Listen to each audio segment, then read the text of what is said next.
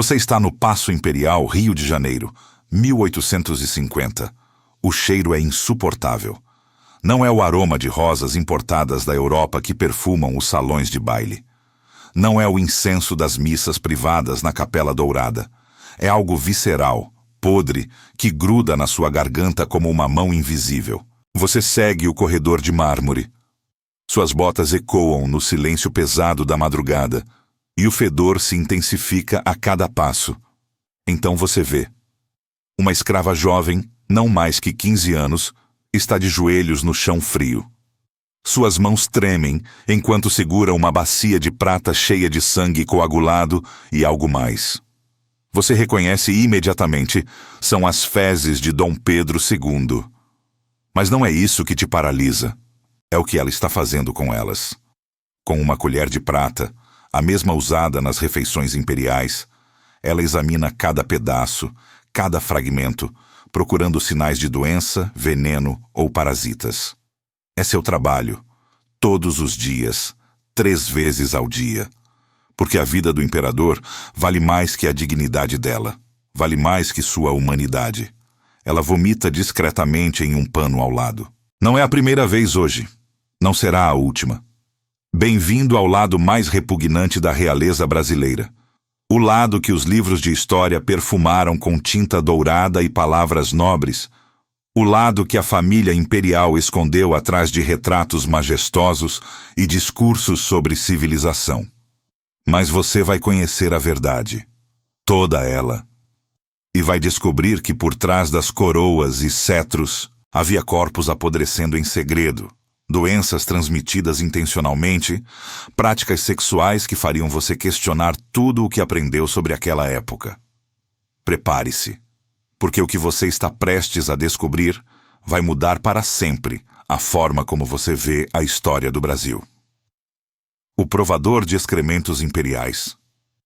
Voltemos àquela escrava. Seu nome era Benedita.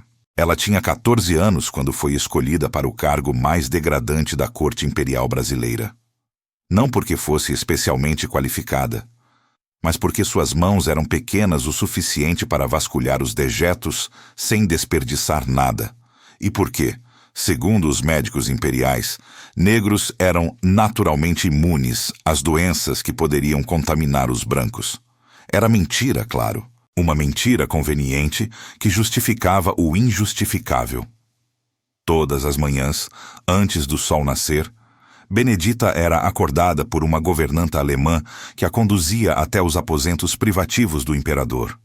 Lá, ela esperava, às vezes, por horas, até que Dom Pedro II terminasse suas necessidades matinais em uma cadeira com assento de veludo carmesim e fundo de porcelana francesa. Então, vinha o trabalho, com luvas de seda, não para protegê-la, mas para não contaminar a amostra. Ela transferia o conteúdo para a bacia de prata. Sob a supervisão do médico-mor da corte, um austríaco de bigodes pontudos, chamado Dr. Wilhelm Schneider, ela separava os excrementos em pequenas porções, observava a cor, a consistência, o cheiro. Doutor Schneider anotava tudo em um caderno de couro gravado com o brasão imperial. Tonalidade marrom esverdeada, presença de muco, possível início de disenteria. E Benedita continuava seu trabalho macabro, procurar vermes. Porque Dom Pedro II, como quase toda a aristocracia brasileira do século XIX, vivia infestado de parasitas intestinais. Tênia, ascaris, ancilostomídeos, criaturas que se retorciam em suas entranhas, alimentando-se do que ele comia, crescendo até metros de comprimento. E a única forma de monitorar a infestação era examinando os dejetos diariamente. Mas aqui está o segredo mais nojento. Não era apenas para monitorar, era também para coletar. Você leu certo. Os médicos imperiais guardavam amostras dos parasitas extraídos do imperador, em vidros de conserva, etiquetados com datas. Armazenados em uma sala trancada nos fundos do Paço Imperial que os criados chamavam, em sussurros, de Gabinete das Abominações. Por quê? porque acreditavam, com toda a seriedade da pseudociência oitocentista, que estudar os vermes do imperador poderia revelar segredos sobre sua linhagem real, sua força vital, até mesmo seu destino político. Havia médicos que defendiam que a tênia de um monarca era diferente da tênia de um plebeu, que os parasitas absorviam algo da essência divina da realeza, que poderiam ser usados em tratamentos homeopáticos ou como talismãs de proteção.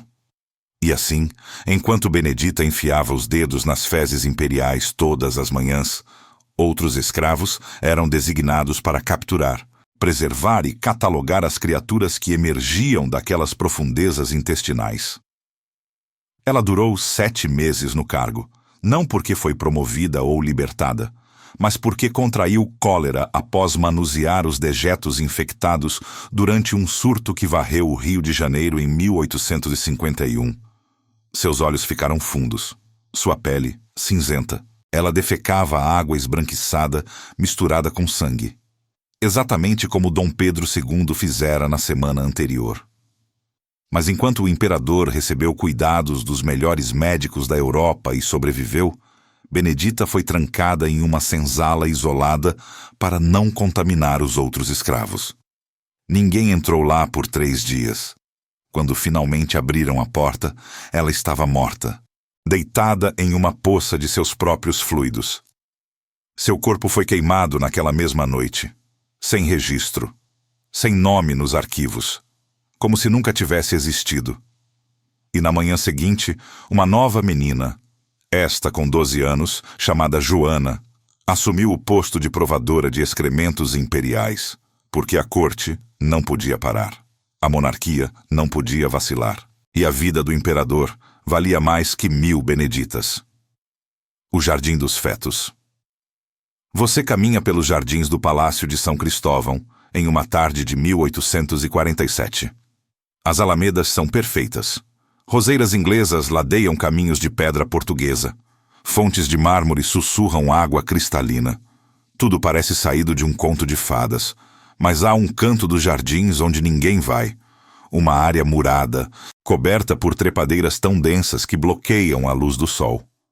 Os jardineiros fazem seu trabalho em silêncio ali, sempre de cabeça baixa, sempre rápido. Ninguém faz perguntas, porque atrás daquele muro verde há um segredo que a família imperial guardou por gerações. Túmulos minúsculos, dezenas deles. Não são marcados com cruzes ou lápides, apenas pequenos montículos de terra escura, alguns não maiores que uma caixa de charutos. E sob cada montículo, envolto em linho fino e colocado em caixões do tamanho de uma caixa de joias, está o corpo de um feto. Filhos da realeza, que nunca viram a luz do dia. Aqui está a verdade que a história oficial omite. A taxa de mortalidade infantil na família imperial brasileira era devastadora. De cada 10 gravidezes imperiais, apenas 3 ou 4 resultavam em crianças vivas. As outras terminavam em abortos espontâneos, natimortos ou bebês que morriam em horas ou dias. E naquela época, a morte de um herdeiro real não era apenas uma tragédia pessoal, era um desastre político. Então, quando a imperatriz Teresa Cristina perdeu seu terceiro filho em 1846, um menino que nasceu com o cordão umbilical enrolado no pescoço, roxo e sem vida, a corte tomou uma decisão. Ninguém poderia saber. O parto foi registrado como bem-sucedido. Anúncios foram preparados, sinos de igrejas badalariam. Mas o bebê foi envolvido em seda, colocado em uma pequena urna de madeira de lei e enterrado às pressas naquele jardim secreto. E a imperatriz foi informada de que seu filho havia sido levado para os cuidados de amas em uma fazenda imperial. Uma mentira piedosa para proteger sua sanidade. Ela nunca o viu. Nunca soube que ele estava morto. Até o 5º aborto. Então, até as mentiras piedosas se tornaram impossíveis. Mas a história fica ainda mais perturbadora.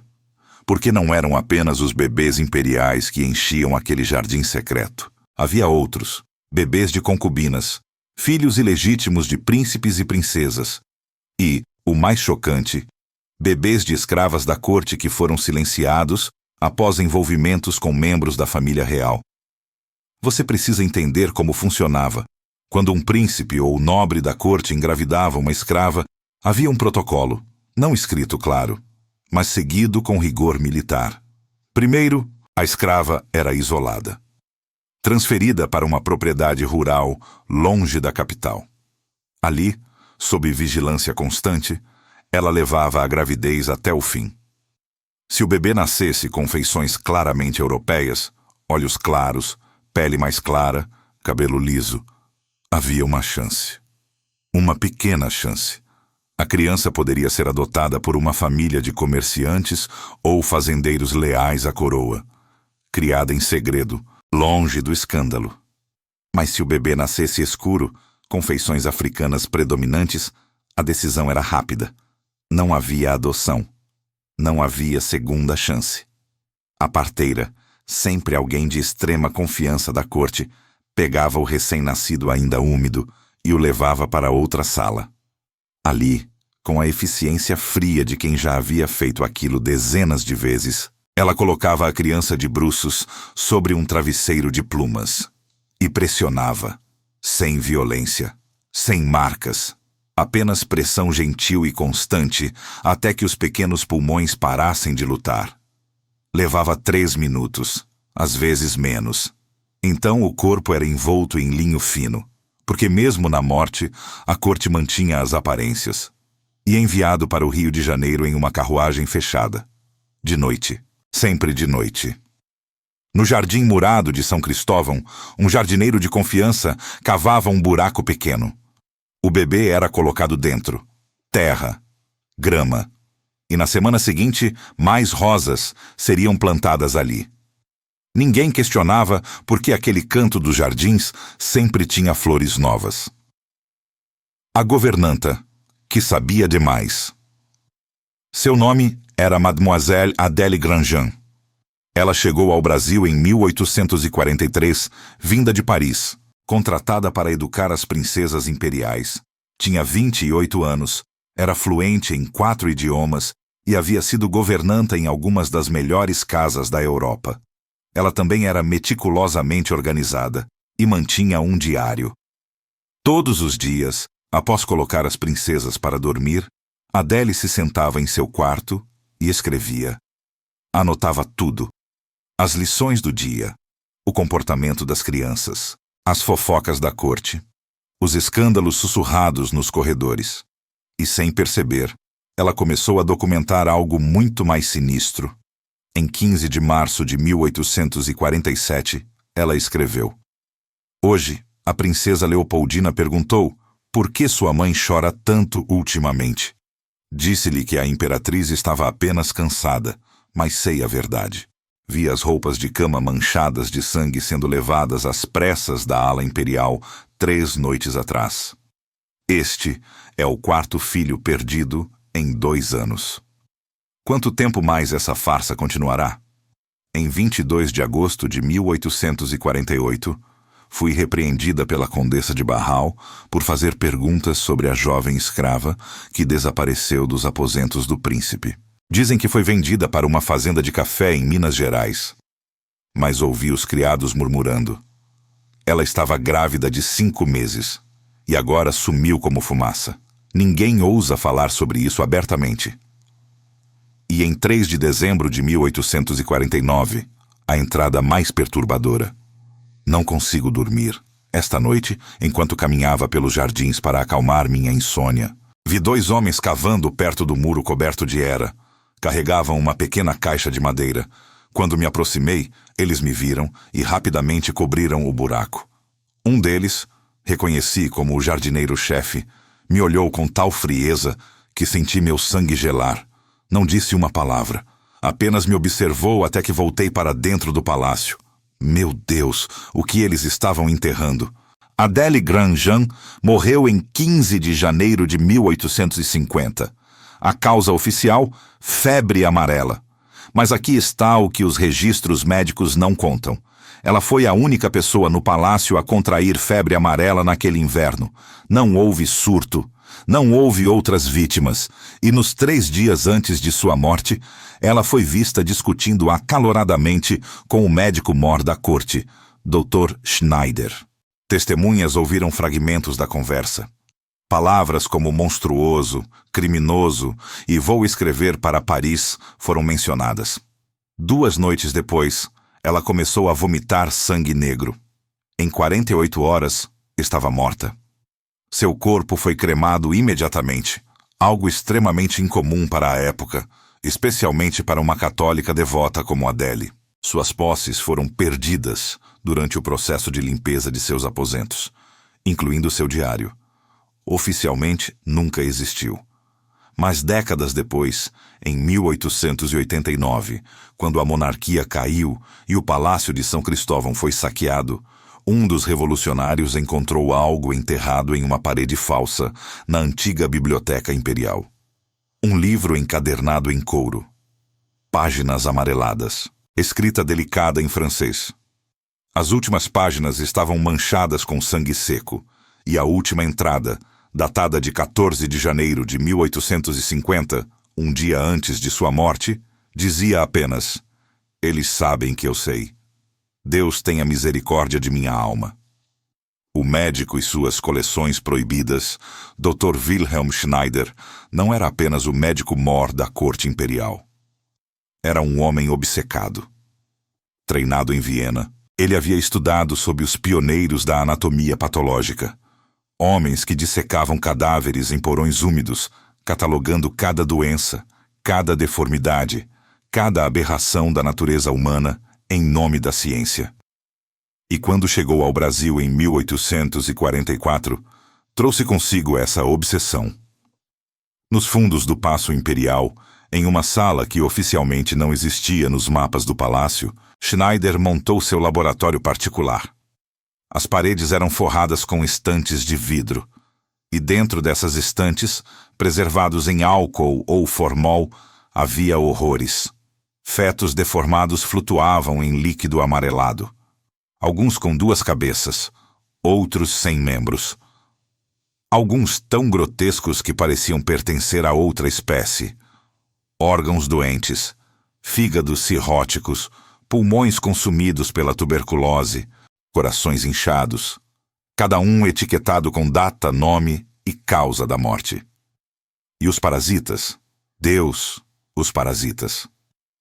Tênias solitárias de mais de 10 metros de comprimento, enroladas em vidros do tamanho de jarras. Vermes intestinais preservados no momento exato em que foram expelidos.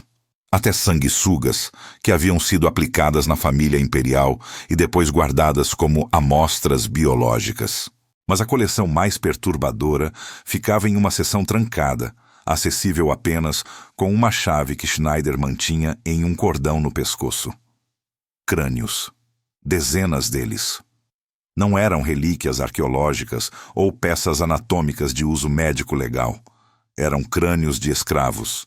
Schneider era adepto de uma pseudociência chamada frenologia, a crença de que o formato do crânio determinava a inteligência, caráter e até destino. E ele havia convencido a corte imperial de que medir e estudar os crânios de escravos poderia provar, cientificamente, a inferioridade racial dos africanos. Então, quando escravos da corte morriam, especialmente os jovens, os mais fortes, seus corpos não eram enterrados imediatamente. Primeiro, passavam pelo laboratório de Schneider. Ali, com serra e bisturi, ele removia a carne da cabeça, fervendo o crânio em água com soda cáustica para limpar até o último fragmento de tecido, branqueando-o até ficar perfeitamente branco. Então vinha a medição. Com compassos de precisão alemã, ele registrava cada milímetro, a distância entre os olhos, o ângulo da mandíbula, a circunferência craniana, a inclinação da testa. E em seu caderno de couro, o mesmo onde anotava as características das fezes imperiais, ele catalogava suas descobertas. Espécime 47, masculino, aproximadamente 19 anos, origem Congo. Circunferência craniana, 52 mm. Testa inclinada, indicando baixa capacidade de raciocínio abstrato. Prognatismo maxilar pronunciado, característico de raças inferiores. Morte por pneumonia após trabalho forçado nas obras do aqueduto da Carioca. Ele apresentava esses dados em reuniões da elite científica brasileira. Eram lidos em saraus, publicados em periódicos médicos, e a corte imperial aplaudia, porque aqueles crânios, branqueados, medidos, catalogados, provavam o que eles queriam acreditar, que a escravidão não era apenas economicamente conveniente, era cientificamente justificável. Mas havia algo que nem Schneider registrava em seus cadernos. Algo que ele fazia sozinho, tarde da noite, quando até os guardas imperiais dormiam. Ele retirava órgãos de escravos ainda vivos.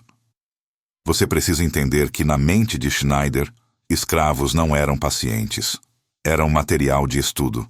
E se dissecar um corpo morto era ciência, dissecar um corpo vivo era. E progresso. Havia um escravo chamado Tomás, pedreiro de cerca de 30 anos, que desenvolveu um tumor abdominal. Uma massa que crescia visível sob a pele, do tamanho de uma laranja. Schneider viu uma oportunidade, com a aprovação tácita da corte. Afinal, Tomás não era propriedade dele. Ele preparou uma cirurgia experimental, sem anestesia, porque, segundo as teorias médicas da época, negros sentiam menos dor que brancos. Tomás foi amarrado a uma mesa, suas mãos presas com correias de couro, mordaça na boca, e Schneider começou a cortar. O tumor estava aderido aos intestinos.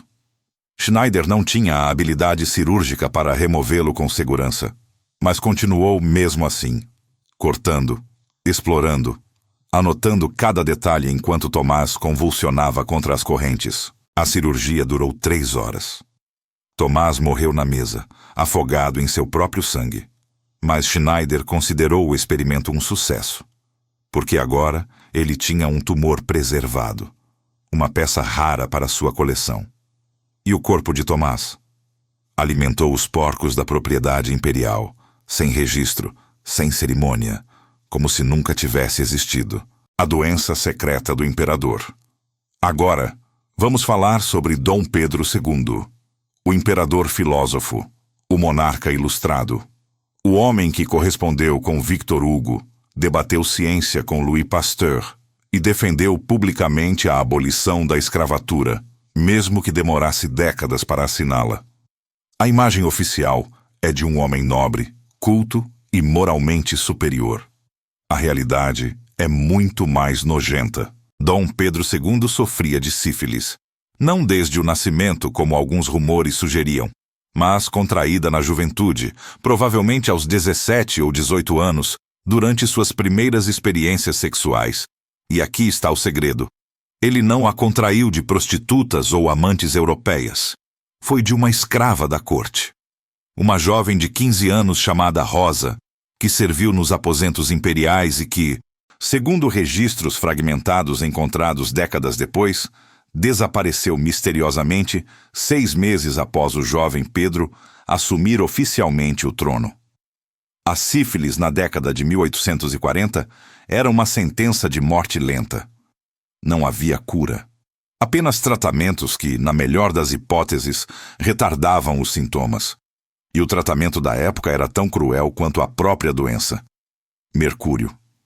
Todas as semanas, Dom Pedro II era submetido a fumigações mercuriais, trancado em uma câmara de madeira com apenas a cabeça de fora, enquanto mercúrio líquido era aquecido sob ele.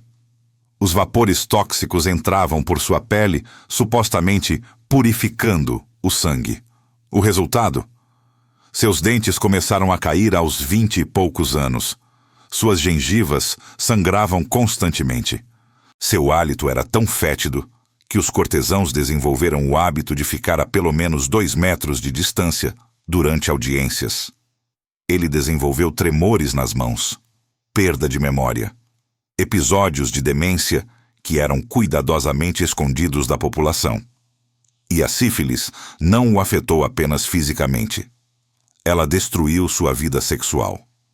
A imperatriz Teresa Cristina, depois do 4º aborto espontâneo, foi informada pelos médicos da corte que não deveria mais engravidar, que seu corpo não aguentaria.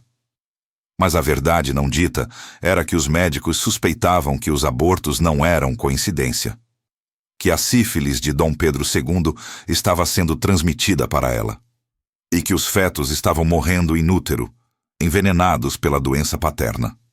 Então o casal parou de compartilhar a cama. Oficialmente, por razões de saúde. Na realidade, porque ela sabia. Sabia o que ele tinha. Sabia de onde veio. E Dom Pedro II continuou tendo relações sexuais.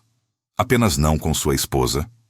Havia uma rotação discreta de jovens escravas que eram promovidas para servir nos aposentos imperiais. Algumas ficavam semanas, outras apenas dias. E quando começavam a mostrar sintomas, feridas, erupções, febre, eram rapidamente transferidas para fazendas distantes, vendidas, ou simplesmente desapareciam.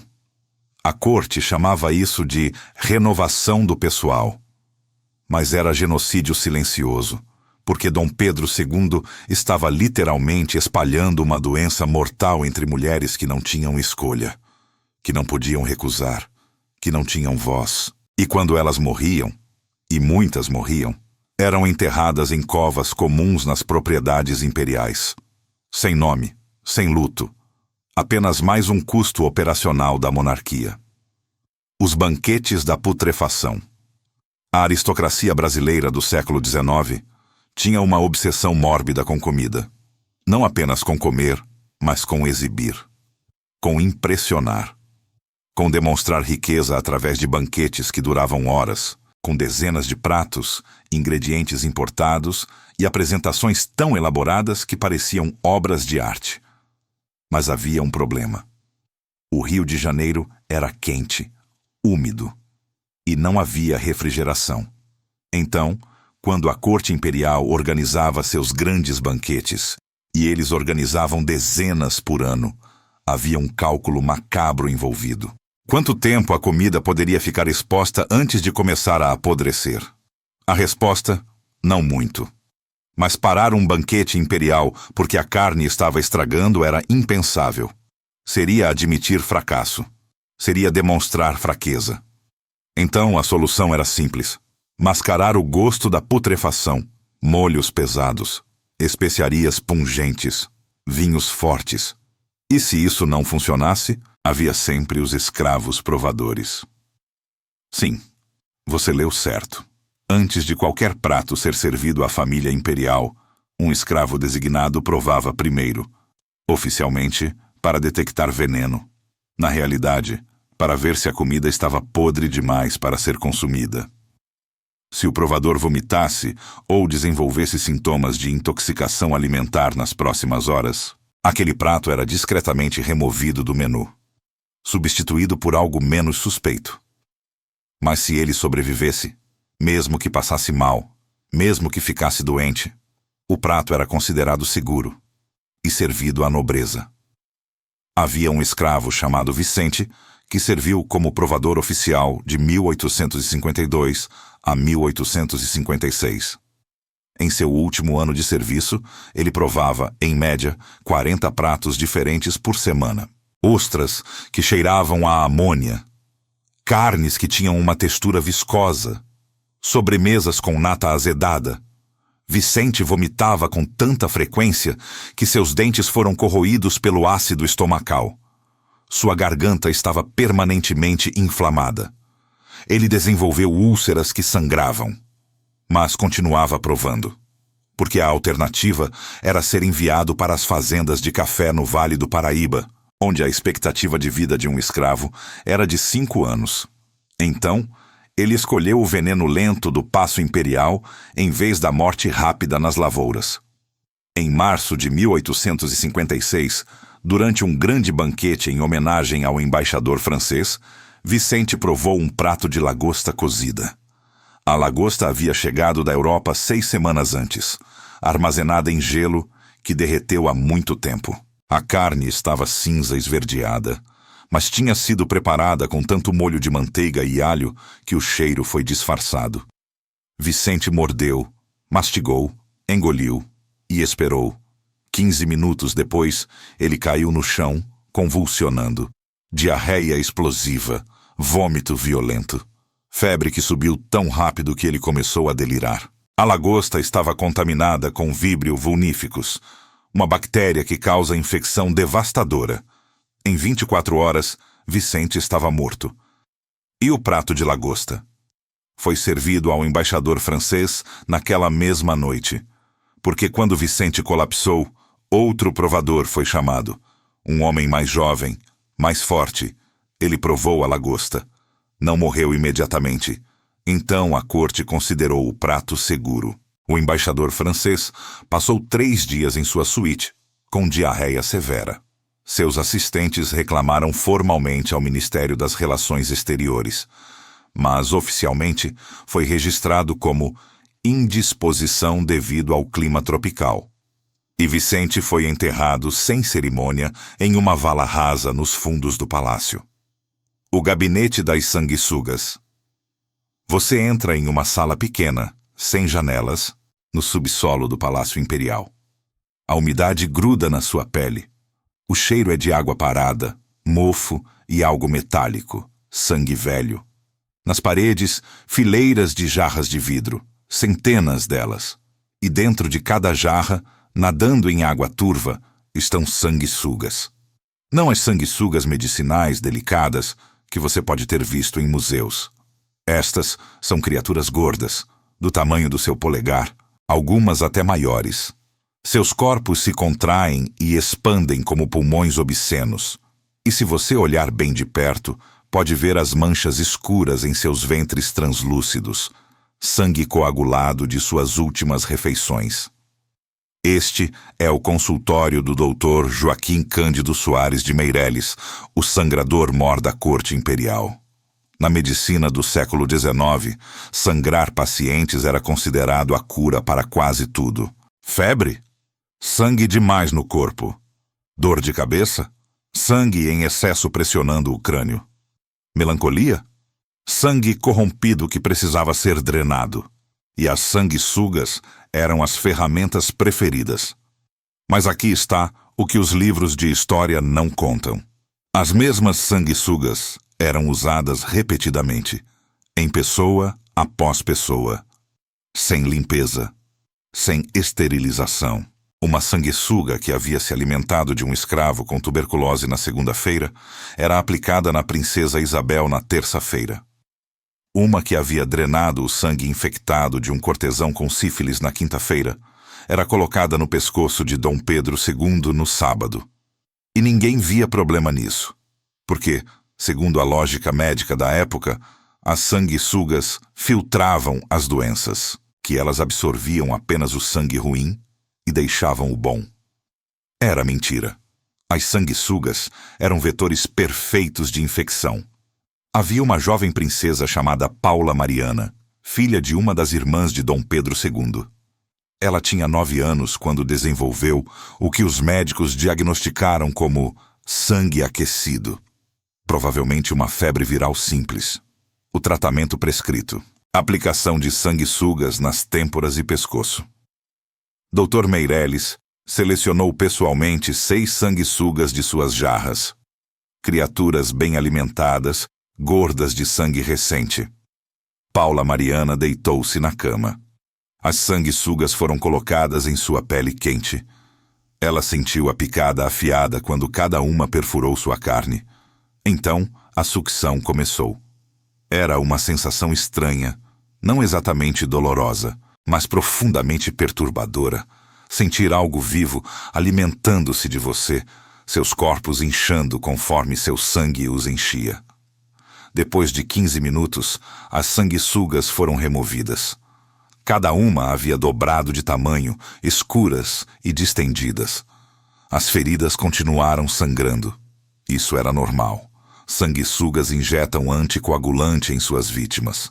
Paula foi enfaixada e colocada para descansar. 3 dias depois, as feridas ainda não haviam cicatrizado. Estavam vermelhas, inchadas.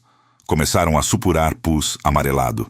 Em uma semana, a infecção havia se espalhado. Febre alta, delírio, convulsões. Paula Mariana morreu em 2 de outubro de 1852. Causa oficial da morte: febre cerebral. Causa real: septicemia bacteriana introduzida pelas sanguessugas contaminadas. E as sanguessugas que a mataram foram colocadas de volta nas jarras, alimentadas com mais sangue fresco de outros pacientes. Elas ainda estavam vivas e sendo usadas 6 meses depois. A ama de leite e seu calvário. Se você fosse uma escrava jovem, saudável e engravidasse no Brasil imperial, havia um destino pior que a morte: ser escolhida como ama de leite para a família real. Parece uma honra, não é? Ser selecionada para amamentar os filhos da realeza, subir na hierarquia da corte. Mas a realidade era um pesadelo vivente. Quando a princesa Isabel nasceu em 1846, a imperatriz Teresa Cristina não conseguiu ou não quis amamentá-la. Então a corte começou a busca por uma ama de leite adequada. Os critérios eram específicos: entre 18 e 25 anos, primeira gravidez, leite mais puro, sem histórico de doenças dentes saudáveis.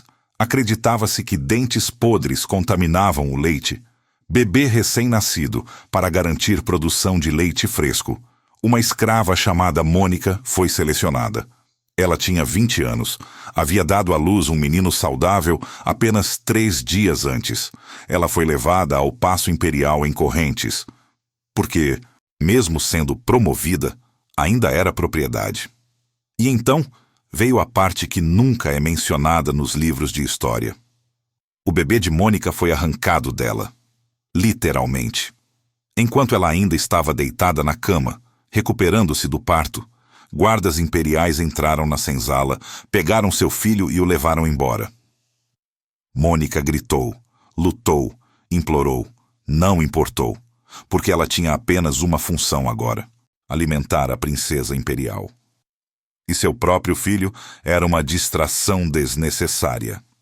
O menino foi dado a outra escrava, uma mulher mais velha, sem leite próprio, que o alimentava com mingau aguado e leite de cabra. Ele morreu em menos de 2 semanas. Desnutrição, diarreia. Seu pequeno corpo simplesmente não conseguiu processar a alimentação inadequada. E Mônica? Ela só soube da morte do filho 3 meses depois. Quando finalmente perguntou por ele, porque por 3 meses ninguém lhe disse nada, uma governanta informou casualmente: seu filho não sobreviveu.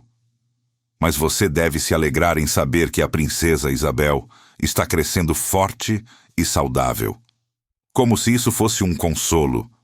Mas ser ama de leite não significava apenas a perda do próprio filho. Significava ser uma vaca humana. Mônica era acordada a cada 3 horas, dia e noite, porque bebês reais não esperavam. Quando a princesa Isabel chorava com fome, Mônica tinha que estar disponível imediatamente. Ela dormia em um quarto minúsculo adjacente aos aposentos da princesa, sem janelas, sem privacidade, e havia regras. Ela não podia comer certos alimentos, nada picante, nada ácido, nada que pudesse alterar o sabor do leite. Ela não podia ter relações sexuais. Acreditava-se que isso estragava o leite. Ela era examinada semanalmente por médicos que apalpavam seus seios como se fossem cortes de carne no mercado, garantindo que a produção de leite estava adequada. E se a produção diminuísse? Ela era forçada a beber litros de caldo de carne e cerveja preta, uma mistura nauseante que supostamente estimulava a lactação. Mas o pior, o absolutamente pior, eram as ordenhas, porque a princesa Isabel não era a única que se alimentava de Mônica. Quando havia excesso de leite, os médicos imperiais o extraíam, manualmente, espremendo seus seios como frutas, coletando o líquido branco em jarras de porcelana. Para quê? Para experimentos médicos, para medicamentos, para vendê-lo discretamente a famílias aristocráticas cujas mães não produziam leite suficiente. O corpo de Mônica não era dela. Era um recurso da coroa. Ela serviu como ama de leite por 2 anos e meio. Quando a princesa Isabel foi desmamada, Mônica foi devolvida à senzala. Mas seu corpo estava destruído. Seus seios, constantemente abusados pela ordenha excessiva, desenvolveram infecções recorrentes. Mastite. Abscessos que supuravam pus e sangue. Ela nunca conseguiu engravidar novamente. Os médicos da época acreditavam que a lactação prolongada esgotava a fertilidade feminina. E aos 25 anos, Mônica foi considerada imprestável para trabalho doméstico e enviada para trabalhar nas lavouras de café. Ela morreu aos 28 anos, picada de cobra enquanto colhia grãos.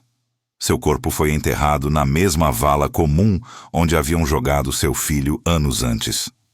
E a princesa Isabel cresceu saudável e forte.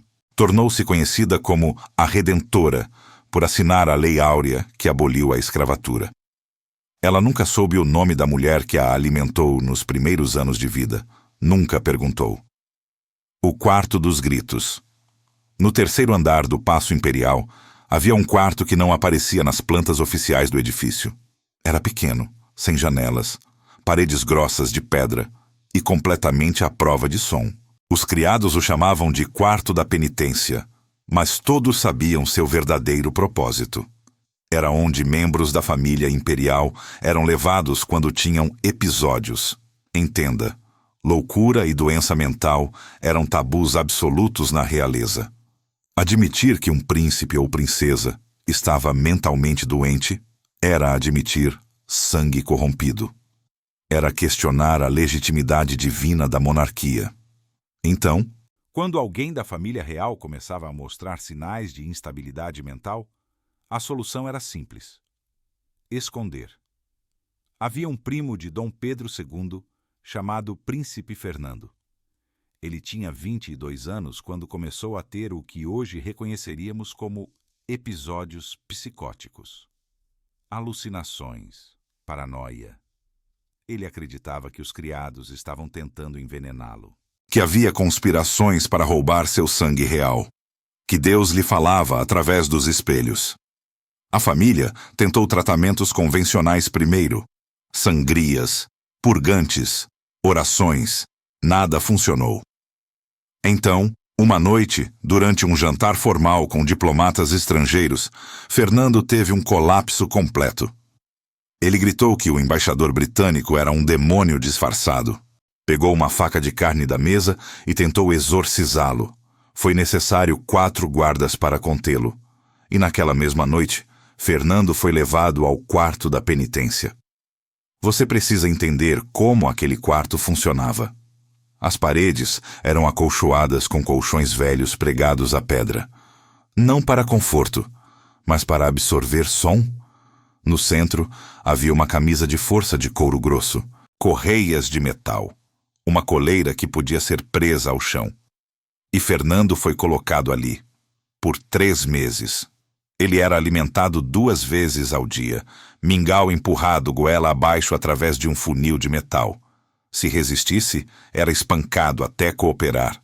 Ele defecava e urinava onde estava. Uma vez por semana, 2 escravos entravam, jogavam baldes de água fria nele e removiam os dejetos acumulados. Mas o pior eram os tratamentos. Dr. Schneider visitava Fernando 3 vezes por semana, e suas terapias eram tão brutais quanto sua coleção de horrores sugeria. Choques elétricos rudimentares, gerados por uma máquina de bateria que enviava correntes através de eletrodos aplicados às têmporas de Fernando. Ele convulsionava, mordia a língua até sangrar. Às vezes, perdia a consciência. Imersões em água gelada. Fernando era segurado em um tanque de água quase congelante até ficar azul e trêmulo. A teoria era que o choque térmico reiniciaria seu cérebro. Trepanação. Sim, você leu certo. Schneider convenceu a família que perfurar pequenos buracos no crânio de Fernando liberaria os humores ruins. Usando uma broca médica, ele fez 3 pequenos furos no crânio do príncipe, sem anestesia adequada. Fernando gritou por horas. Os gritos eram tão horríveis que os criados no andar de baixo podiam ouvi-los, mesmo através das paredes grossas. Mas não importava, porque oficialmente o príncipe Fernando estava em retiro espiritual em uma propriedade rural. Fernando nunca saiu daquele quarto.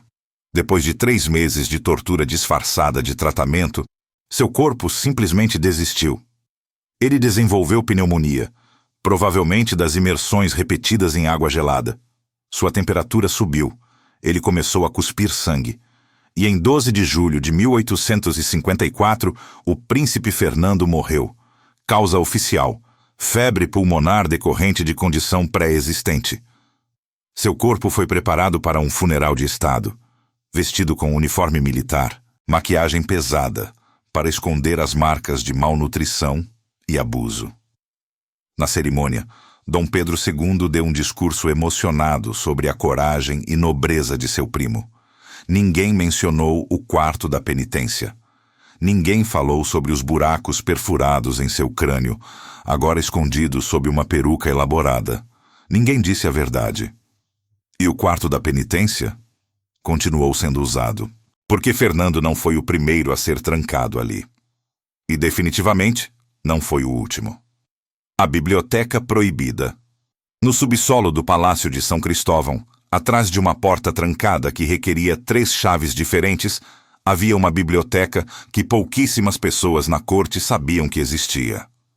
Não era uma biblioteca de literatura clássica ou tratados filosóficos. Era uma coleção de pornografia, mas não qualquer pornografia. Esta era uma compilação meticulosamente organizada de textos eróticos, ilustrações obscenas e tratados sobre práticas sexuais que fariam até os libertinos europeus corarem.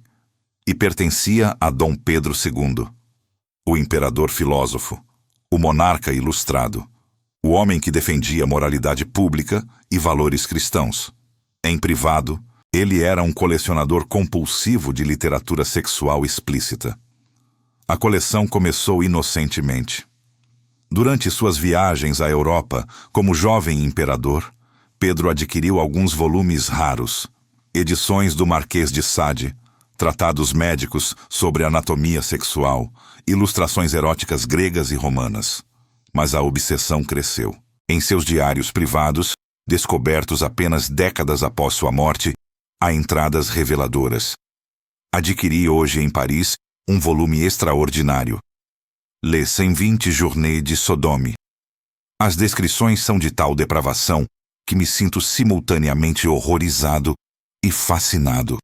Há algo de profundamente humano em confrontar os limites do que somos capazes. O livreiro na Rue Saint-Denis ofereceu-me uma coleção de daguerreótipos franceses, mostrando mulheres em poses que desafiam qualquer pretensão de decência. Paguei o dobro do preço pedido para garantir que ninguém mais os visse. Eles agora residem em minha coleção privada. Mas aqui está o segredo mais perturbador. A biblioteca não continha apenas material importado da Europa. Havia desenhos encomendados especificamente. Pedro pagava a artistas brasileiros, discretamente, através de intermediários, para criar ilustrações eróticas personalizadas.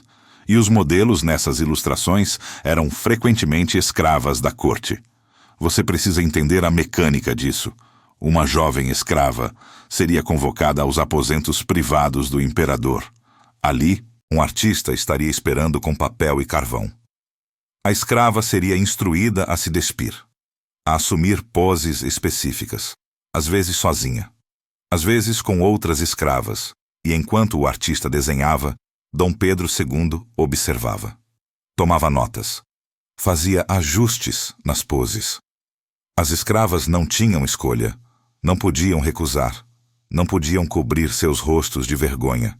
E quando os desenhos ficavam prontos, eram arquivados na Biblioteca Proibida, catalogados meticulosamente, organizados por tema. Mas a depravação não parava nos desenhos. Havia relatos escritos, diários sexuais detalhados. Pedro mantinha registros de cada encontro sexual. Com quem? Quando? Descrições gráficas do que foi feito. E essas descrições revelam algo profundamente perturbador sobre o caráter do imperador. Ele tinha fantasias de dominação extrema, de controle absoluto, de causar dor. Havia uma escrava chamada Felícia que serviu nos aposentos imperiais em 1857. Em seu testemunho, dado décadas depois, quando já era uma mulher livre e idosa, ela descreveu o que Dom Pedro II fazia. Ele me obrigava a ficar de joelhos, não para rezar, para outras coisas. E se eu chorasse ou implorava para parar, ele ficava mais excitado, como se minha dor fosse parte do prazer dele. Havia vezes em que ele me batia, não com raiva, mas metodicamente, como se estivesse experimentando, vendo quanto eu aguentava antes de desmaiar.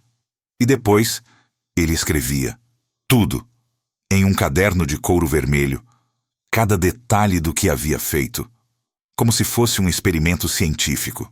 O caderno de couro vermelho ao qual Felícia se refere nunca foi encontrado oficialmente. Mas historiadores acreditam que foi destruído deliberadamente após a queda da monarquia em 1889, queimado junto com outros documentos comprometedores da família imperial. Mas fragmentos sobreviveram, citações em cartas, referências em diários de cortesãos. O suficiente para confirmar que o mito do imperador nobre era exatamente isso. Um mito. O banho de sangue medicinal. Você está no Palácio Imperial em uma manhã de agosto de 1861. É cedo. O sol ainda não nasceu completamente. E há uma fila de escravos do lado de fora de uma sala, nos fundos do palácio. Eles estão em silêncio. Olhares vazios. Alguns tremem, mesmo com o calor já começando a subir, porque sabem o que vem a seguir. Esta é a manhã do banho medicinal, de Dom Pedro II. Na medicina oitocentista, havia uma teoria bizarra chamada terapia hematológica. A crença de que banhar-se em sangue fresco poderia curar doenças, restaurar juventude e aumentar vitalidade. E Dom Pedro II, sempre obcecado com sua saúde deteriorada pela sífilis, acreditava fervorosamente nisso. Então, uma vez por mês, a corte organizava o procedimento.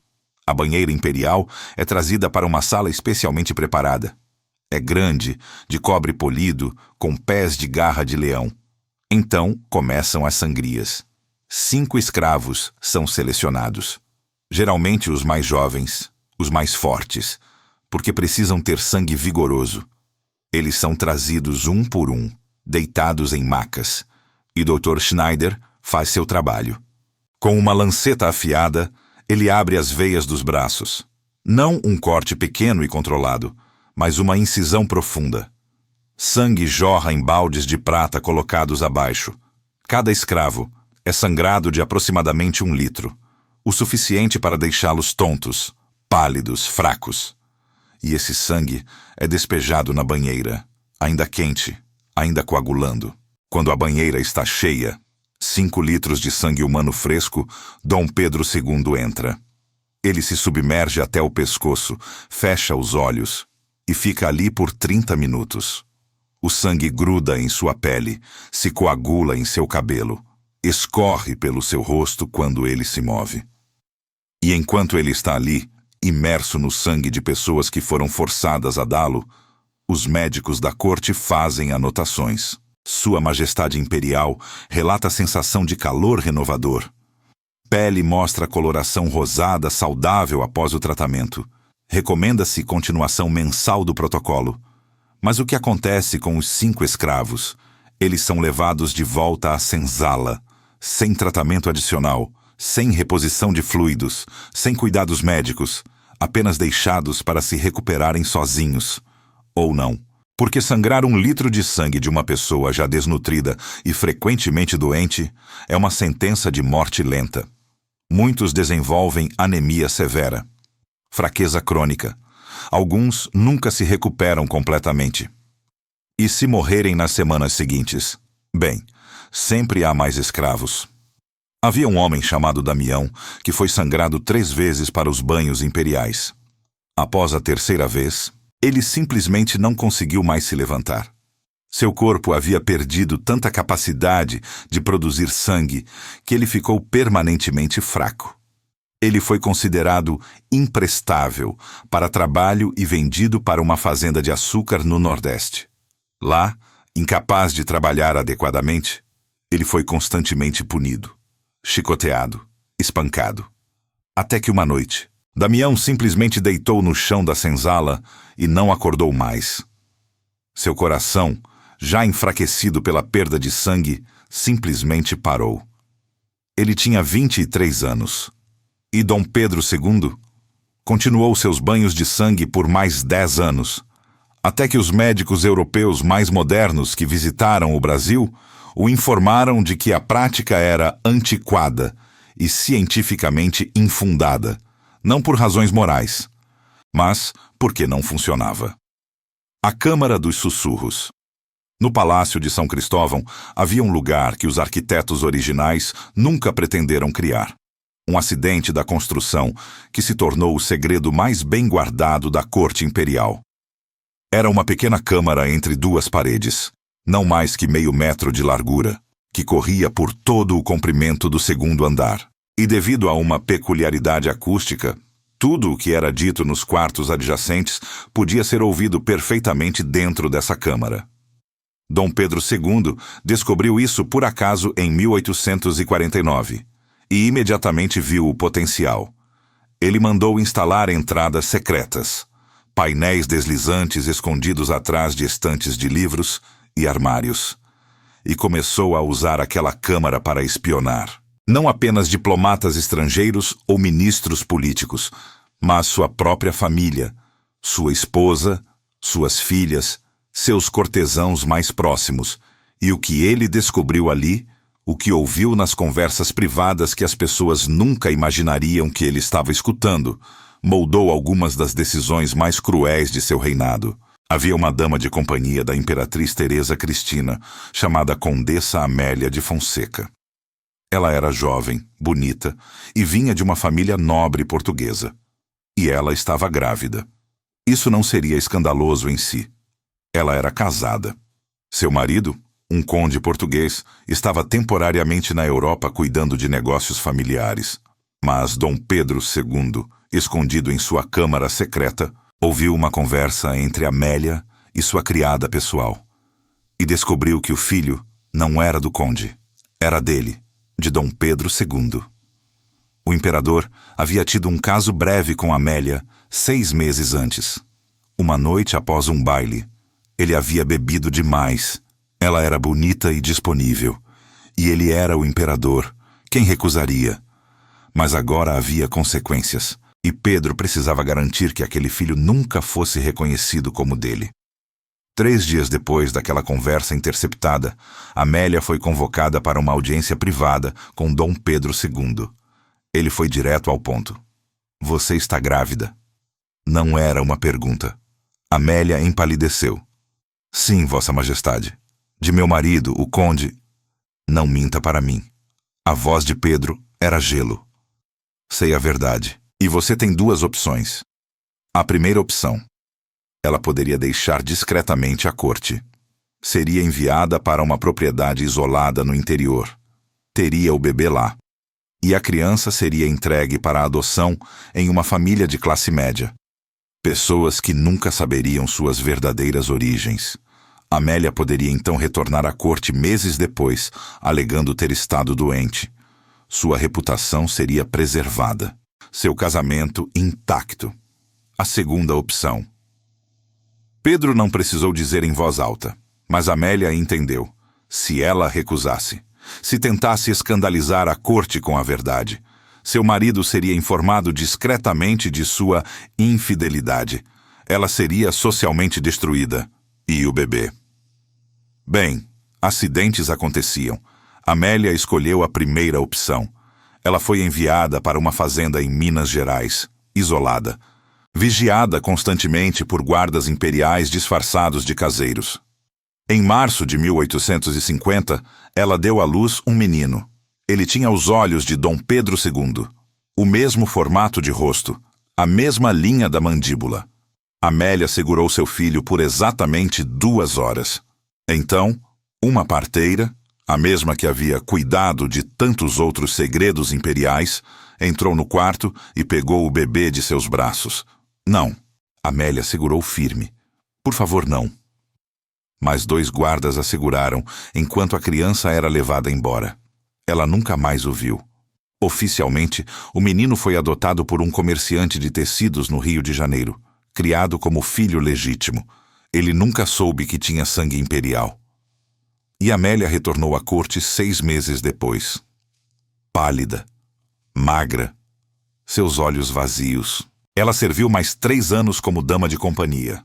Então, uma manhã, foi encontrada morta em seus aposentos. Causa oficial: parada cardíaca súbita. Mas sua criada pessoal, a mesma que havia estado na conversa que Dom Pedro II interceptou, contou uma história diferente décadas depois. Ela disse que encontrou Amélia com um frasco vazio de láudano ao lado da cama, que havia uma carta começada sobre a escrivaninha e que a primeira linha dizia: "Não consigo mais viver com o que me fizeram fazer." A carta foi queimada, o frasco descartado e o suicídio se tornou parada cardíaca. Porque a reputação da corte importava mais que a verdade. O dentista imperial e suas ferramentas, Dr. Giuseppe Fontana, chegou da Itália em 1852. Ele era dentista, uma profissão relativamente nova na época, e trazia consigo as técnicas mais modernas da Europa para tratamento dental. A corte imperial o recebeu com entusiasmo. Finalmente, alguém que poderia lidar com os dentes apodrecidos da aristocracia brasileira. Porque aqui está algo que ninguém menciona sobre a elite do século XIX.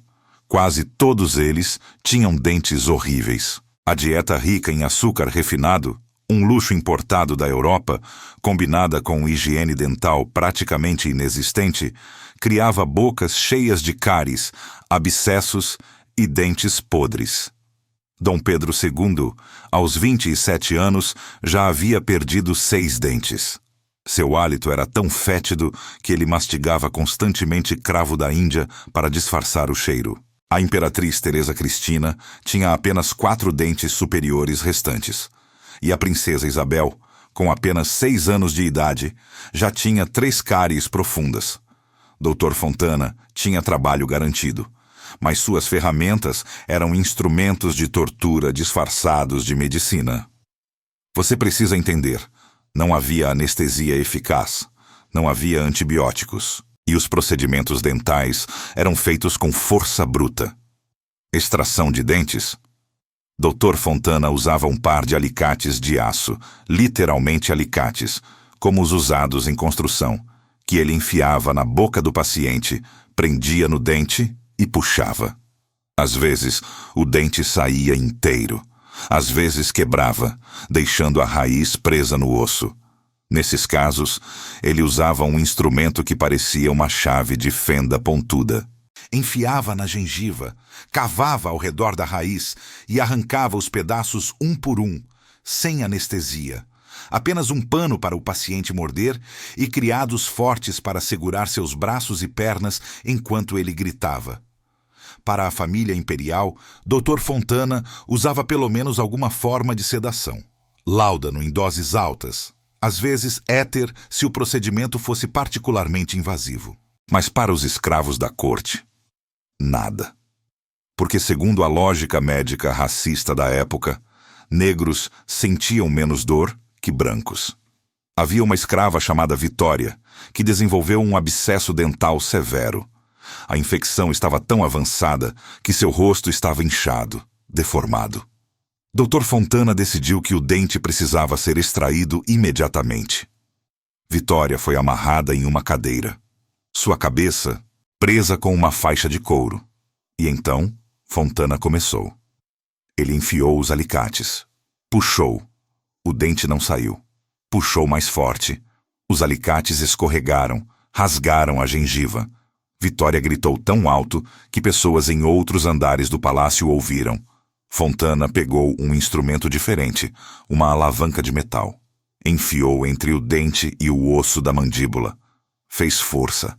Crack! O dente partiu ao meio. Agora, ele precisava remover os pedaços.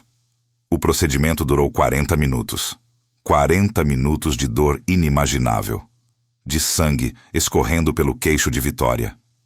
De seus gritos ficando cada vez mais fracos, até se tornarem apenas gemidos roucos. Quando finalmente terminou, Dr. Fontana limpou suas ferramentas no avental e simplesmente saiu.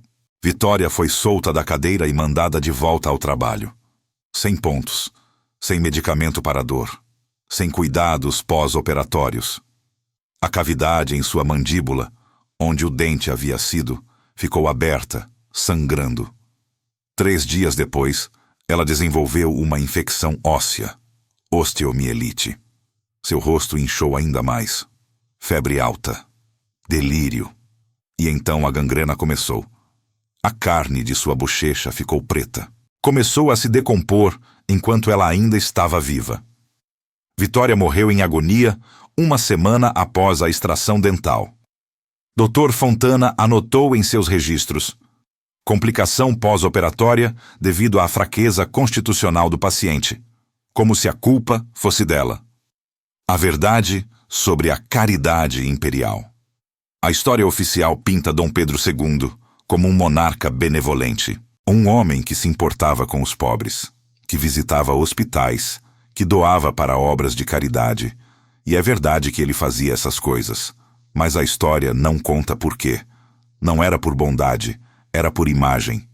E as visitas caridosas do imperador eram espetáculos cuidadosamente orquestrados que escondiam uma realidade muito mais sinistra. Em 1858, Dom Pedro II anunciou que visitaria a Santa Casa de Misericórdia, o maior hospital do Rio de Janeiro, onde os pobres eram tratados gratuitamente. A notícia foi publicada em todos os jornais. Seria uma demonstração da compaixão imperial, do imperador se misturando com o povo. Mas o que os jornais não publicaram foi o que aconteceu nos 3 dias antes da visita. A Santa Casa foi completamente limpa. Não apenas limpa, esterilizada. Pacientes com doenças feias, leprosos, sifilíticos em estágios avançados, qualquer um com feridas abertas ou deformidades visíveis, foram transferidos para o porão. Trancados lá, fora da vista. Pacientes que estavam morrendo, também removidos. Porque morte não era uma boa imagem. Os pacientes que ficaram foram os apresentáveis. Aqueles com doenças tratáveis, ferimentos limpos, rostos que não causariam repulsa. E foram instruídos. Quando Sua Majestade Imperial passar, vocês devem sorrir, devem agradecer, devem demonstrar gratidão. Se não obedecessem, seriam expulsos do hospital. No dia da visita, Dom Pedro II chegou em uma carruagem dourada, vestindo seus melhores trajes, cercado por uma comitiva de médicos, jornalistas e fotógrafos. Ele caminhou lentamente pelas enfermarias, parava em algumas camas, segurava a mão de pacientes, falava palavras de conforto. Você está sendo bem tratado? Sim, Vossa Majestade. Porque não tinham escolha senão dizer que sim. Deus abençoe sua recuperação. Obrigado, Vossa Majestade. Que Deus proteja o imperador. As câmeras clicavam. Os jornalistas anotavam. A propaganda escrevia a si mesma. E enquanto isso acontecia no andar de cima, no porão, dezenas de pacientes não apresentáveis permaneciam trancados no escuro, sem comida adequada, sem luz do dia. Alguns deitados em seus próprios dejetos, porque não havia enfermeiros suficientes para cuidar deles. Um homem com lepra avançada, seu nome era Sebastião, tentou gritar por ajuda quando ouviu a comoção acima. Sua Majestade, Sua Majestade, estamos aqui embaixo, por favor. Um guarda desceu rapidamente as escadas e espancou Sebastião até ele ficar quieto. Se você gritar novamente, o guarda sussurrou, Vou garantir que você nunca mais saia daqui. A visita de Dom Pedro II à Santa Casa foi considerada um grande sucesso. Os jornais publicaram artigos gloriosos. O imperador compassivo visita os doentes. Dom Pedro II demonstra amor pelo povo. Fotografias mostravam o imperador segurando a mão de pacientes agradecidos.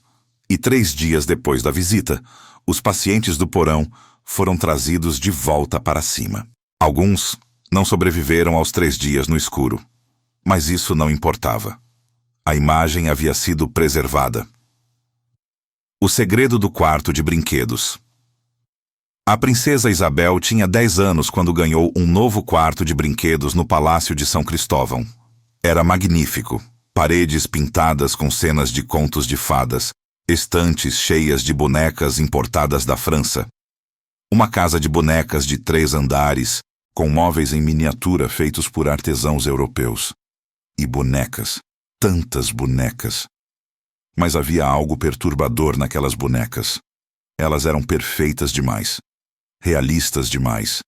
Porque não eram apenas bonecas. Eram moldes.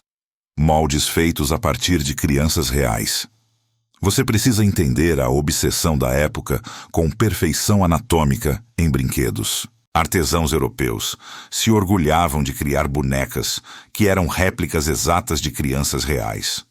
E para fazer isso, eles precisavam de modelos, crianças escravas. O processo funcionava assim. Uma criança escrava, geralmente entre 5 e 8 anos, era selecionada, baseado em critérios estéticos, características faciais clássicas, proporções ideais. A criança era então coberta com uma pasta de gesso, do pescoço para cima, cobrindo completamente o rosto. Elas eram instruídas a ficar absolutamente imóveis, respirar apenas pelo nariz. O gesso levava 15 minutos para endurecer. 15 minutos de pânico claustrofóbico, de não poder ver, não poder gritar.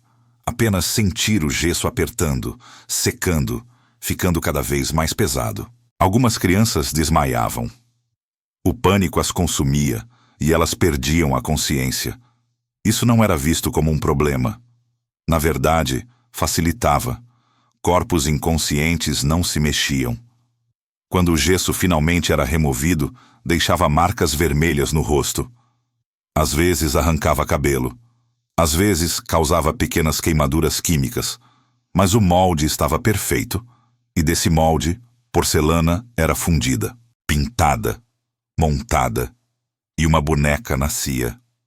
Uma réplica exata da criança escrava que havia sofrido para criá-la. A princesa Isabel brincava com essas bonecas todos os dias. Ela não sabia, não tinha ideia de que aqueles rostos de porcelana, aquelas expressões serenas, aqueles olhos de vidro, eram cópias de crianças reais que haviam passado por tortura para sua criação. E quando uma boneca quebrava, porque crianças quebram brinquedos, uma nova era encomendada, o que significava outra criança escrava passando pelo processo.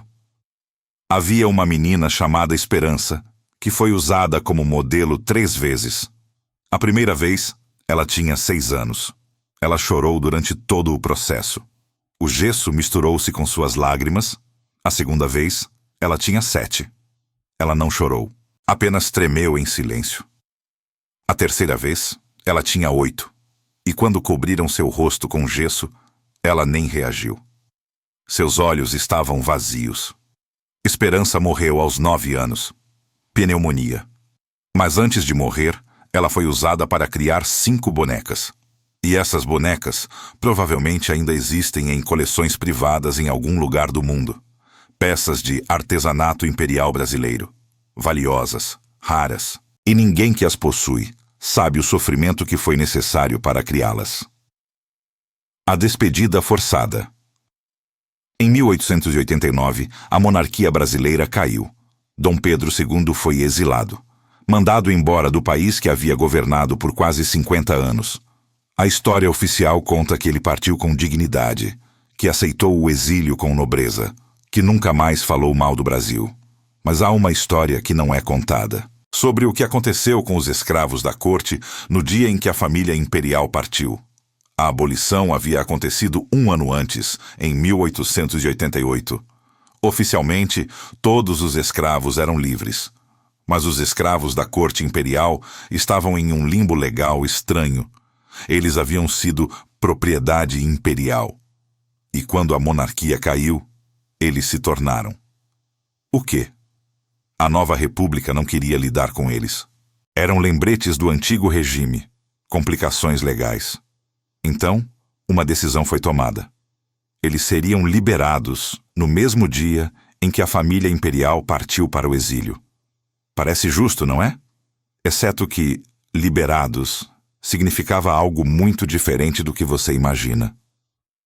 Na manhã de 17 de novembro de 1889, cerca de 300 ex-escravos da corte foram reunidos nos jardins do Palácio de São Cristóvão. Muitos haviam servido a família imperial por décadas. Alguns nasceram na servidão da corte. Era tudo o que conheciam. E agora, sem aviso, sem preparação, foram informados. Vocês estão livres. Saiam, sem dinheiro, sem roupas além das que vestiam, sem lugar para ir. Mas onde devemos ir? Uma mulher idosa perguntou. Ela havia sido ama de leite da princesa Isabel 40 anos antes. Isso não é mais nossa preocupação. E as portas do palácio foram trancadas atrás deles. 300 pessoas, de repente sem teto, vagavam pelas ruas do Rio de Janeiro. A maioria não tinha família, não tinha conexões fora da corte. Muitos eram idosos ou doentes, inúteis para trabalho em um mercado já saturado de ex-escravos procurando emprego. Alguns imploravam por comida. Outros morriam nas ruas em questão de semanas. Havia uma mulher chamada Cecília, que havia sido criada pessoal da imperatriz Teresa Cristina por 32 anos. Ela tinha 58 anos quando foi liberada, sem habilidades comercializáveis, sem economias, sem ninguém. Ela dormiu sob pontes, comeu restos de lixo. Sua saúde deteriorou rapidamente. 3 meses após a queda da monarquia, Cecília foi encontrada morta em um beco próximo ao porto. Causa da morte: inanição e exposição. E a imperatriz Teresa Cristina, confortavelmente exilada em Portugal? Nunca soube. Nunca perguntou. Porque aquelas pessoas que haviam dedicado suas vidas inteiras para servir a família imperial simplesmente deixaram de existir no momento em que não eram mais úteis. O navio dos esquecidos. Você está no porto do Rio de Janeiro, 17 de novembro de 1889. A noite caiu a horas. A névoa do mar cobre os cais como um sudário. E há um navio ancorado longe dos outros, sem bandeiras, sem nome visível no casco. Apenas uma silhueta escura balançando nas águas. Este não é o navio que levará a família imperial para o exílio. Este é o outro navio, o que a história nunca menciona. Nos últimos dias antes da queda da monarquia, enquanto Dom Pedro II e sua família se preparavam para partir, havia um problema urgente que precisava ser resolvido. As testemunhas, não os ex-escravos comuns. Esses podiam ser simplesmente abandonados nas ruas e ninguém se importaria. Mas havia outros. Pessoas que sabiam demais, que haviam visto coisas que nunca poderiam ser reveladas. Os criados mais próximos da família imperial. As amas que haviam cuidado dos bebês imperiais mortos. Os médicos assistentes que haviam participado dos tratamentos secretos. Os guardas que haviam vigiado o quarto da penitência. E, especialmente, as mulheres, as concubinas, as amantes secretas, as escravas que haviam compartilhado as camas de príncipes e nobres. Todas sabiam coisas que poderiam destruir reputações mesmo no exílio. Então, discretamente, elas foram reunidas, sob o pretexto de realocação para oportunidades melhores. 37 pessoas foram levadas ao navio naquela noite. 23 mulheres, 14 homens. A mais jovem tinha 14 anos. Uma menina chamada Luísa, que havia servido como criada pessoal da princesa Leopoldina e testemunhara um aborto forçado que a princesa sofrera após ser estuprada por um primo. O mais velho tinha 72 anos. Um mordomo imperial que conhecia os segredos de 3 gerações da família real. Eles foram instruídos a trazer apenas o essencial. Será uma viagem longa, disseram. Para uma nova vida longe daqui. Alguns acreditaram. Queriam acreditar. Outros sabiam a verdade nos olhos dos guardas que os escoltavam. Mas não tinham escolha. O navio partiu às 3 da manhã. Oficialmente, seu destino era registrado como África Ocidental, transporte de colonos livres. Mas não havia colonos, apenas prisioneiros. Eles foram trancados no porão, sem janelas. Sem luz natural, apenas a escuridão úmida e o cheiro de mar e mofo. Comida era jogada 2 vezes ao dia, através de uma abertura no convés. Mingau aguado, pão mofado, água salobra. Não havia instalações sanitárias adequadas, apenas baldes que transbordavam. O cheiro se tornava insuportável após dias, e o navio navegava, mas não para a África. No 5º dia de viagem, o capitão, um homem chamado Augusto Ferreira, veterano da Marinha Imperial que havia sido generosamente pago para este trabalho específico, reuniu sua tripulação no convés.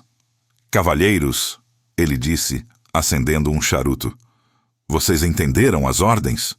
Os homens assentiram, alguns desconfortáveis, outros indiferentes. Nenhuma testemunha, nenhuma evidência. Quando voltarmos ao Brasil, este navio transportou colonos que decidiram permanecer na África. Simples assim. E então as ordens foram dadas. Naquela noite, o porão foi aberto. As 37 pessoas foram trazidas ao convés, piscando contra a luz das lanternas. Fracos, desorientados. "Onde estamos?" alguém perguntou. Não houve resposta. Apenas o som de correntes sendo arrastadas. Eles foram acorrentados, pulsos e tornozelos, conectados uns aos outros em grupos de 5 ou 6. Luísa, a menina de 14 anos, começou a chorar. Ela sabia, de alguma forma, ela sabia. "Por favor", ela implorou. "Eu não vou contar nada, juro por Deus. Eu nunca vou." A coronhada de um rifle a silenciou, e então, sistematicamente, grupo por grupo, eles foram jogados ao mar. O peso das correntes os puxou para baixo imediatamente. Alguns lutaram, chutando, tentando desesperadamente alcançar a superfície. Mas as correntes eram muito pesadas. Outros simplesmente se deixaram afundar. Talvez em choque, talvez em aceitação. Luísa foi no 3º grupo. Acorrentada a uma mulher mais velha que havia sido parteira imperial. A um guarda que havia vigiado a Câmara dos Sussurros. A um médico assistente de Dr. Schneider. Quando atingiram a água, o frio cortou como facas. Luísa inalou involuntariamente. Água salgada encheu seus pulmões. Ela afundou nas águas escuras do Atlântico, seus olhos abertos, vendo nada além de preto absoluto. E depois de alguns minutos de agonia, pulmões queimando, mente gritando por ar, tudo parou. Ela tinha 14 anos e morreu porque sabia um segredo de uma princesa. Quando o último grupo afundou, o capitão Ferreira jogou seu charuto no mar. "Limpem o convés", ele ordenou. "Amanhã começamos a viagem de volta." O navio retornou ao Rio de Janeiro 2 semanas depois. O capitão relatou que os colonos haviam sido entregues com sucesso em Angola e decidiram permanecer.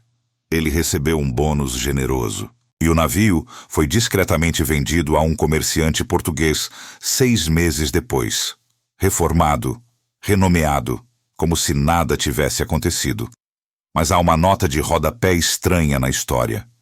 Em 1923, 34 anos após a queda da monarquia, um pescador brasileiro puxou algo em suas redes ao largo da costa do Rio de Janeiro. Correntes enferrujadas, ainda conectadas a ossos humanos. As autoridades investigaram brevemente. Concluíram que eram provavelmente de navios negreiros antigos, e arquivaram o caso.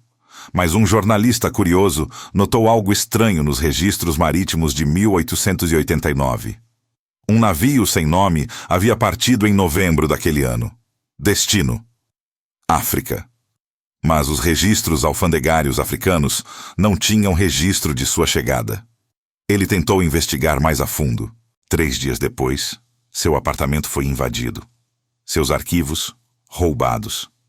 E ele recebeu uma visita de 2 homens bem vestidos que sugeriram que ele parasse de fazer perguntas sobre assuntos imperiais irrelevantes. Ele parou. E a história do navio dos esquecidos permaneceu enterrada, até agora. A doença das princesas. A princesa Leopoldina tinha 16 anos quando começou a sangrar. Não menstruação. Isso ela já tinha há anos. Isto era diferente. Sangramento vaginal constante. Dor profunda e pulsante no baixo ventre. Febre que vinha e ia. Os médicos imperiais foram chamados, e eles rapidamente diagnosticaram gonorreia, uma doença sexualmente transmissível. Mas aqui está o problema. Leopoldina era virgem, oficialmente pelo menos. E se ela estava infectada com gonorreia, só havia 2 explicações possíveis.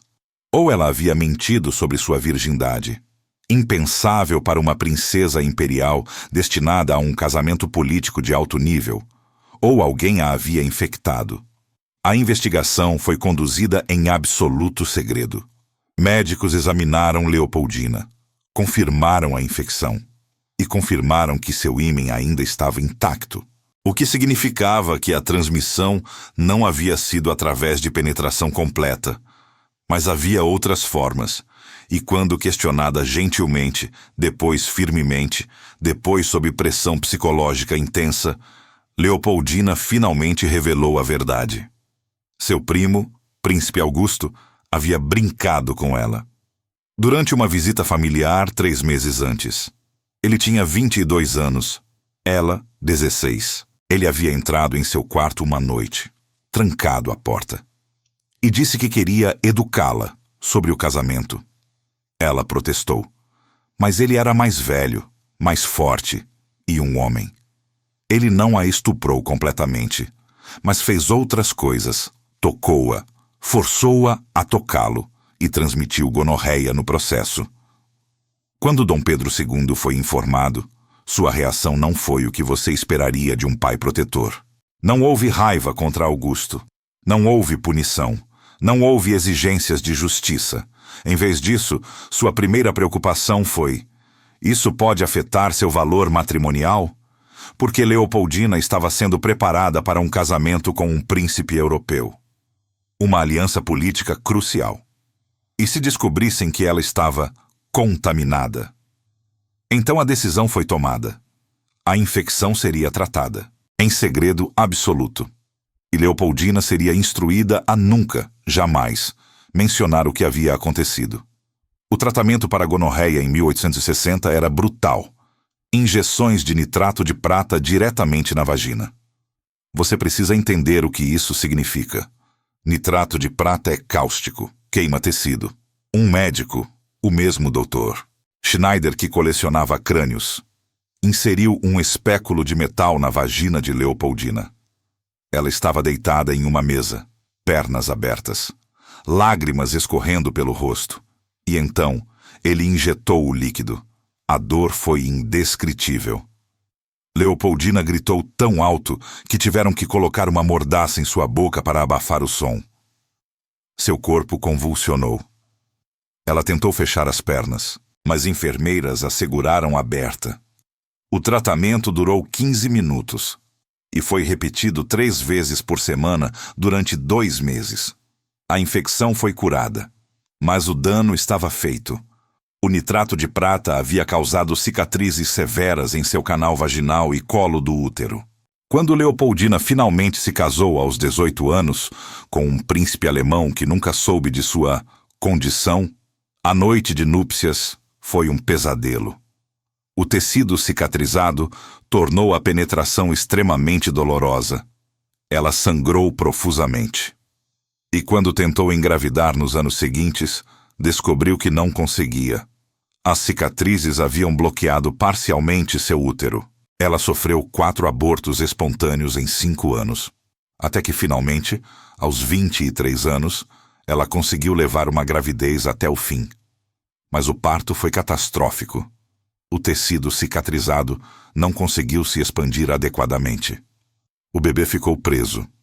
Os médicos tentaram extração com fórceps, rasgaram tecido, causaram hemorragia massiva. O bebê nasceu morto e Leopoldina morreu 4 horas depois, sangrando até a morte em uma cama ensopada de sangue. Ela tinha 23 anos e morreu por causa de uma brincadeira que seu primo havia feito quando ela tinha 16. O príncipe Augusto nunca foi punido, nunca foi questionado. Ele viveu até os 62 anos. Morreu confortavelmente em sua propriedade rural, e seu obituário o descreveu como um cavalheiro de honra impecável. A colônia de leprosos. A 10 quilômetros do centro do Rio de Janeiro, em uma ilha isolada na Baía de Guanabara, havia um lugar que não aparecia em mapas oficiais: a colônia de São Bento. Oficialmente era um hospital de isolamento para doenças contagiosas. Na realidade, era uma prisão para os descartáveis, leprosos, sifilíticos em estágios terminais, pessoas com deformidades grotescas, qualquer um cuja existência era considerada uma vergonha para a sociedade civilizada. E entre esses descartáveis estavam pessoas com conexões diretas à família imperial, filhos ilegítimos deformados, ex-amantes com doenças incuráveis, criados que haviam se tornado inconvenientes, todos enviados para São Bento, para morrer longe de olhares curiosos. A colônia era administrada por freiras da Ordem de Santa Clara, mulheres devotas que acreditavam estar fazendo a obra de Deus ao cuidar dos intocáveis. Mas cuidado é uma palavra generosa para o que acontecia lá. Os residentes viviam em barracões de madeira, tetos que vazavam, paredes com frestas onde o vento entrava. Não havia camas adequadas, apenas esteiras de palha no chão. Comida era entregue uma vez por dia: arroz aguado, feijão estragado, às vezes carne, mas geralmente tão podre que até os desesperados hesitavam em comê-la. E tratamento médico não existia, porque leprosos eram considerados incuráveis. Investir recursos médicos neles seria desperdício. Então eles simplesmente apodreciam. Havia um homem lá chamado Francisco. Ele havia sido jardineiro no Palácio Imperial por 20 anos. Um dia, ele desenvolveu uma mancha esbranquiçada no braço, sem sensação, sem dor. Os médicos diagnosticaram hanseníase, lepra, e em 24 horas, Francisco foi arrancado de sua família e enviado para São Bento. Ele nunca mais viu sua esposa ou filhos. A doença progrediu lentamente. Primeiro, a perda de sensação em suas mãos. Ele queimava os dedos sem perceber. Cortava-se e só notava quando via o sangue. Depois, as feridas que não cicatrizavam, úlceras que aprofundavam, ossos que começavam a se dissolver. Seus dedos encurtaram, depois desapareceram completamente, absorvidos pelo corpo conforme a doença consumia o tecido. Seu rosto começou a deformar, o nariz colapsou, os olhos afundaram, e através de tudo isso, ele estava totalmente consciente, preso em um corpo que se autodestruía. Francisco viveu mais 12 anos em São Bento. Nos últimos 3 anos, ele estava completamente cego. Seus dedos eram cotos, seu rosto, uma massa de tecido cicatricial. Ele morreu sozinho em seu catre. Ninguém notou por 2 dias. Quando finalmente encontraram seu corpo, já estava em decomposição. Foi jogado em uma vala comum com outros 6 corpos. Sem nome, sem marcador. Apenas mais um número nos registros da colônia. Mas aqui está o detalhe mais perturbador sobre São Bento. Nem todo mundo lá tinha lepra. Alguns foram enviados simplesmente porque era conveniente. Havia uma mulher chamada Antônia que havia sido amante de um conde da corte imperial. Quando ele se cansou dela, precisava de uma forma de se livrar dela permanentemente. Então, ele subornou Acuti, um médico para diagnosticá-la falsamente com lepra. Antônia foi enviada para São Bento aos 25 anos, perfeitamente saudável. Mas uma vez lá, não havia volta. Ela passou os próximos 32 anos trancada com leprosos reais, observando seus corpos se desintegrarem, vivendo no terror constante de que ela também contraísse a doença. Ela morreu aos 57 anos, não de lepra, mas de desespero. Ela se enforcou usando uma tira de tecido rasgada de seu vestido, e quando encontraram seu corpo, as freiras simplesmente anotaram: suicídio, mente corrompida pela doença. Mesmo na morte, a mentira persistiu. O último segredo. Agora chegamos ao segredo número 1. O mais repugnante, o mais nojento, o que vai te deixar verdadeiramente enjoado, e envolve o próprio Dom Pedro II. Em seus últimos anos no Brasil, antes do exílio, Dom Pedro II desenvolveu uma obsessão mórbida. Ele queria ser lembrado como imortal. Não metaforicamente, literalmente, ele acreditava, através de uma mistura de pseudociência, ocultismo e delírio senil, que partes de seu corpo poderiam ser preservadas de forma que manteriam sua essência vital mesmo após a morte. E ele sabia exatamente qual parte queria preservar. Há um documento obscuro nos arquivos históricos franceses. Uma carta de um médico parisiense chamado Dr. Etienne Martel para um colega em 1887. Nela, ele descreve uma consulta extraordinária com um monarca sul-americano, cujo nome devo omitir. O monarca havia solicitado um procedimento específico: a remoção e preservação de seu pênis, enquanto ele ainda estava vivo. Você leu certo. Dom Pedro II queria que seu pênis fosse cirurgicamente removido, preservado em formol e mantido em sua coleção pessoal. Por quê? A carta de Dr. Martel oferece uma explicação. Ele acredita que seu órgão masculino contém a essência de sua linhagem real, que através de gerações de sangue puro, seu membro tornou-se um receptáculo de poder divino, e que preservá-lo garantirá a continuidade de sua influência mesmo após a morte corporal. Tentei explicar a ele a impossibilidade médica e insanidade de tal procedimento, mas ele insistiu. Ofereceu uma soma absurda de dinheiro. E quando recusei, ameaçou encontrar outro cirurgião que seria mais flexível. Dr. Martel recusou, mas alguém aceitou. Nos registros médicos fragmentados do Paço Imperial, há uma entrada datada de 3 de março de 1888. Um procedimento cirúrgico privado foi realizado em Dom Pedro II. O cirurgião, Dr. Wilhelm Schneider.